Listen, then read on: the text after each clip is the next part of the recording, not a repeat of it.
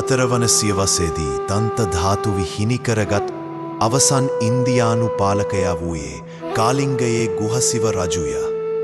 එය කාලිංග රජ පරම්පරාවේ ගෞරවයට පාත්‍ර වූ වස්තුවක් බවට පත්ව තිබුණි. දන්ත ධාතුව අත්පත් කර ගැනීම සඳහා අසල්වැසි රාජධානියක් ගුහසිව රජු හා යුද්ධ කළේය. දන්ත ධාතුව අහිමිවීමෙන් රජුට තර්ජනයක් එල්ල වූ විට ඔහු තම දියණිය වන හේමමාලා කුමරිය සහ ඇගේ සැමියා වන දන්ත කුමරු පුරාණ ශ්‍රී ලංකා අගනුවර වන අනුරාධපුරයේ මහසේන් රජු වෙත යැවීමට තීරණය කළේය.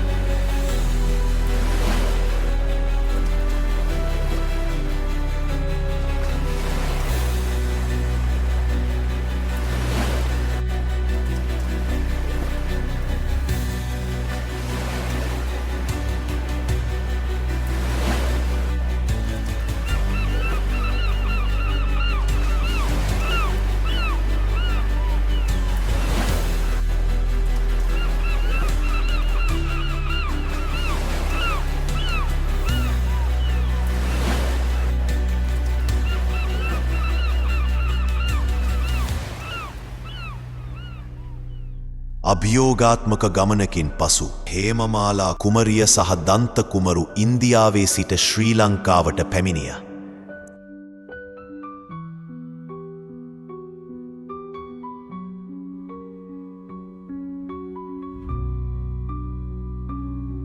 දන්ත ධාතුව ශ්‍රී ලංකාවට පැමිණෙන විට එය ලැබීමට නියමිතව සිටි මහසේන් රජු මියගොස් සිටි අතර අගනුවර පාලනය ඔහුගේ පුත්‍රයාට හිමි විය.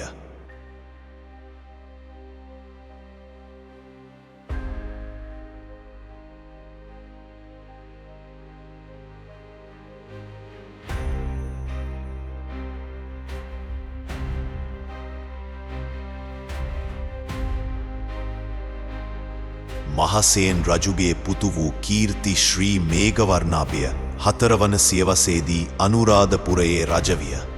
ඔහු ඉතා ගෞරවයෙන් ධාතූන් වහන්සේ ලබාගත්තේය. ඔහු දන්ත ධාතුව පිළිගෙන එය බොහෝ ගෞරවයෙන් සිංහාසනය මත තැබිය.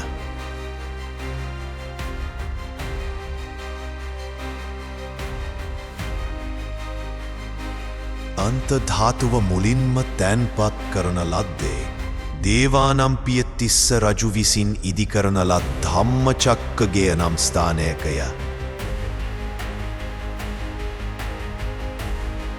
පසුව රජු විශේෂ සිද්ධ ස්ථානයක් ඉදිකර එහි දන්ත ධාතුව තැන්පත් කළය.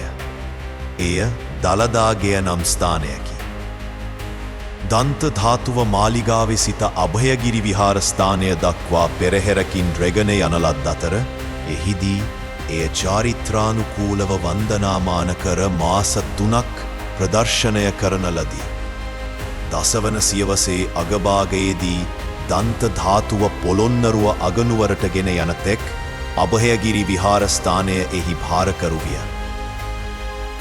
අනුරාධපුර යුගයෙන් පසු 11 වන සියවසේදී පළමුවන විජයබාහු රජු දන්ත ධාතුව ඔහුගේ අගනුවර වන පොළොන්නරුවට ගෙන ආවේය.